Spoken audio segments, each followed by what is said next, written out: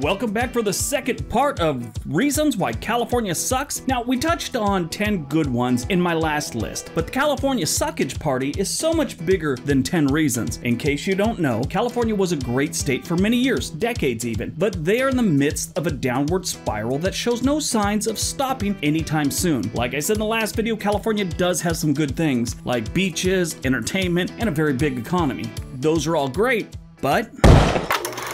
Number 10. It's poorly managed. The governors of California over the last century could teach a masterclass on how not to do things. The laundry list of stupidity would embarrass almost anyone involved under normal circumstances. The politicians of California never seem to mind. It's almost like they're not fazed at all. They just continue to do it. Here's an example. California lawmakers earlier this year attempted to force local governments to allow 4 or more homes on land zoned for single-family residents. As you can imagine, this rubbed a lot of people the wrong way, and they let it be known. This stopped the plan from moving forward, which was a good thing. More recently, they have quietly chipped away at the laws restricting this kind of development. For many neighborhoods and the homeowners, a home with a backyard and a garage is their American dream, a dream that takes place in a neighborhood with similar lifestyles and homes. These laws would make it easier for a developer to buy a single-family home on a block, like I just mentioned, and put up apartments, duplexes, triplex, or condos, thus changing the neighborhood that the homeowners signed up for when they bought their land. It's not really fair.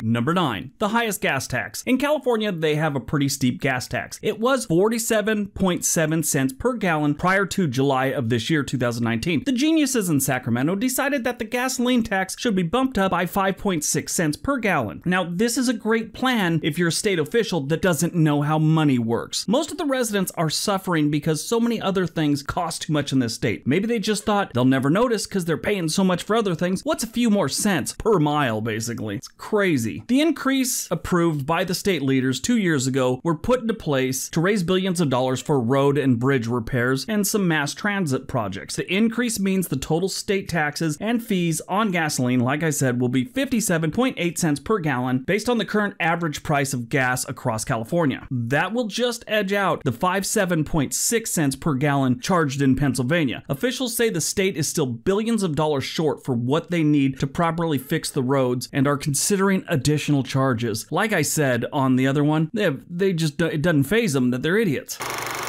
Number 8. Immigration. Immigration is a loaded subject, and I'm very hesitant to get into it, but it is a major issue in California, so it needs to be addressed. The United States is one of the greatest countries on the planet, so people want to come here. Canada is decent. Norway and Sweden are appealing. Not many people would say no to living in Switzerland. Now, can you just fly, sail, or walk into any of those countries and say you want to live there forever? No, you cannot. They would find you, scoop you up, and send you back the way you came after your visit or vacation was over. If you want to do it legally, they all have a process you can follow, and they may or may not approve you. Now, should the US have immigration? Yes, everybody should. Should you follow the process? Yes, follow the process, and welcome to America. Now, should there be a situation where a person or persons shouldn't have to wait? Yes, 100%. Your government is trying to kill you? Welcome to America. Please stay in this camp until we sort it all out, and hopefully you'll be working at Chuck E. Cheese in a week from now while you start your new life. You want to come here for a better job and a better life? Great, go through the process. It's really sort of that simple. Now, there's a lot that go into it, but it can be broken down into something like this. Now, in honest reality, I lean liberal, but I also lean towards numbers and common sense. No country or state like California can just keep taking people in forever. It doesn't work. Besides, it's normally the people motivated enough to make the trek here are the ones that are most likely to help fix their own country if they stayed. We, in a way, are hurting other people that live in those countries that were left behind by letting a person motivated enough for change into our country.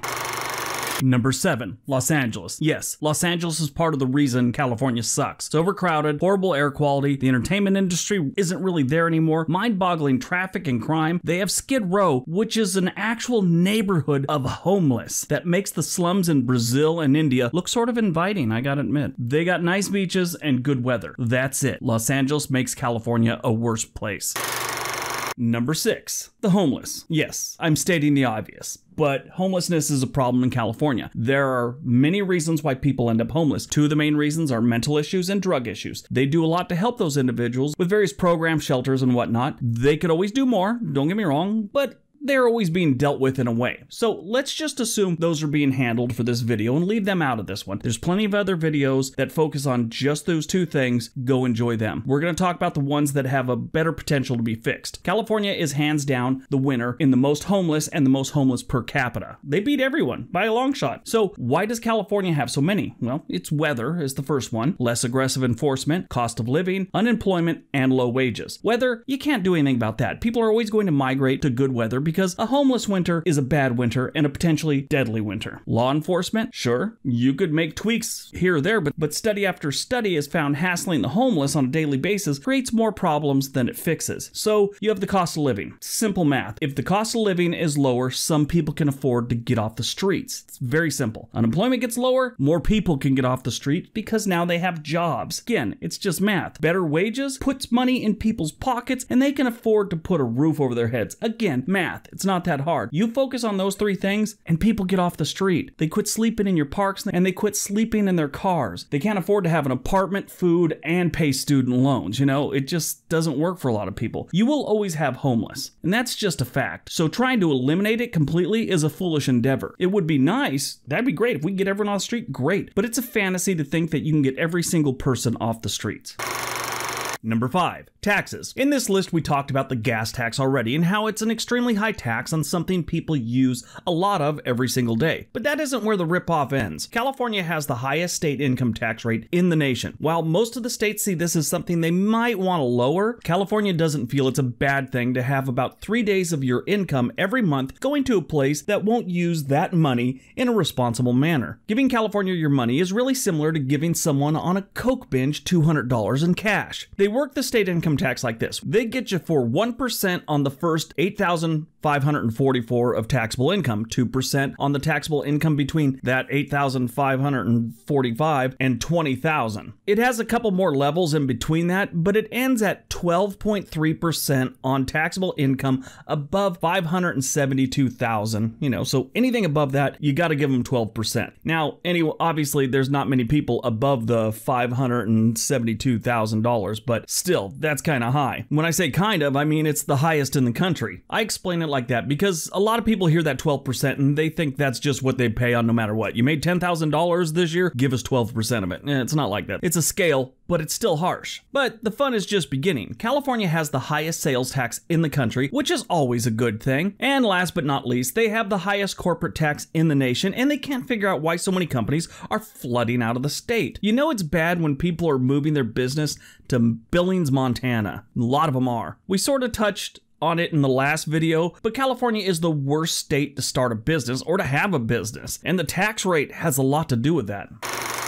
Number 4, they're almost out of water. California is mostly desert, especially in the southern section. Deserts don't have a bunch of water. Humans need a bunch of water. Too many humans live in Southern California. Simple enough? All right. The problem is that's only 20% of the problem. The other 80% is farming. California is responsible for roughly 1/3 of the country's vegetables and 2/3 of its fruits and nuts. There's a joke there that Robin Williams made. Please don't put it in the comment section. It's a famous joke. Moving on. The fertile soil and temperate climate are ideal for those things, like pistachios, broccoli, tomato, lettuce, things like that grow perfectly in this weather. The downside is they have a fraction of the water they need naturally to support those crops. California farmers get their water in a couple of different places. Some rain falls directly on the crops, obviously, that's called nature, but a large portion of water for irrigation comes from California's elaborate delivery system, which is fed by both rainfall in the north and melting snow from the mountains. Now we're talking hundreds of miles away. In the last 2 years, the rainfall has been good, but prior to that, they've been in a state of drought for several years, and a few of those years were extreme drought conditions. Basically, you have crops growing in the desert that shouldn't be, but they sort of need to be. It's a very complex subject that I've oversimplified, but if you want to look into it, Vox.com has a really good story about it. But basically, there's not enough water to go around in California. Number 3, they got bad credit. California has one of the lowest credit bond ratings in the entire country. Now, what does that mean? Well, it's sort of like a person's credit score. And if California was a person with a similar score, they would need a cosigner and a pretty substantial down payment to buy a used 1987 Winnebago that was found in a lake 2 years earlier. Including unfunded pension liabilities, the state of California has more debt than any other state. Their total state debt without the unfunded pension liabilities is second only to New York. Number 2, uninsured drivers. About 15% of the drivers in California are uninsured. It really doesn't seem like California is doing anything about it because this has been going on since forever. In California, it's not uncommon when you're in an accident, the other driver gets out of their car and runs away. Now think about how many accidents you witness or drive up on right after they happen. If you live in a major city, that could be a couple a year maybe. So it's not like we see hundreds each every single year. Out of the handful of accidents I've seen in my life, 3 different ones, I watched one of the drivers jump out of the car and run away. Okay, one of the drivers jumped out of the car and kind of waddled away. She was an older woman that was easily 100 pounds overweight. She had to grab her little dog and her purse and made a sad attempt at a getaway. The cop got there like 5 minutes after the accident and she was maybe a block away. We could still see her. Even when the cop drove down to get her and talk to her, she tried to get away from him, and it was this whole slow walk, jog, chase thing that everyone got a good laugh out of. The best part about it, when the cop brought her back up to the accident, everyone was laughing still, and everyone's looking at her, and she demanded everyone's name because she was going to sue him, and she told the cop she needed to get everyone's name or she wasn't going to jail. It was great. He just kind of looked at her and said, okay, all right. Anyway, uninsured driver insurance is a must in California because it is a nightmare. And number 1, the law. Now this one is all things court related. It is a jumble of issues, but they all have to do with one thing: the courthouse, pretty much. California has far too many lawyers. Lawyers file lawsuits. A lot of lawsuits shouldn't be filed. This clogs the court with stupid crap. Another issue: they have 3 of the top 10 most violent cities in the US, which means more people are moving through an already clogged system. People have to wait longer and longer in jail for court dates. Now, they've made changes to the bail system, which in theory might fix some of that, but most believe that it's just putting a-holes back on the street that shouldn't be on the street. The jails are overcrowded, which costs a lot of money that could be spent on better things. The California legal system is a joke, and I'm barely scratching the surface. Trust me on that one. There's so much more to this that there's all kinds of holes in what I just said. That's because I'm just kind of brushing over it. But it breaks down to this. A family was rear-ended by a delivery truck some years back in Long Beach, California, while at a stoplight. The delivery company had skipped servicing some of their trucks to save money. The delivery truck in question was one of them. The father was a plumber and unable to work because of a broken pelvis. 3 years it took for them to go to court against the delivery company. By that time, they had lost their house, and this family of 4 was living in the converted garage of a family member. They eventually won the case or settled out of court. I forget which one it was. But in that 3 years, because of a clogged court system, they couldn't get any help.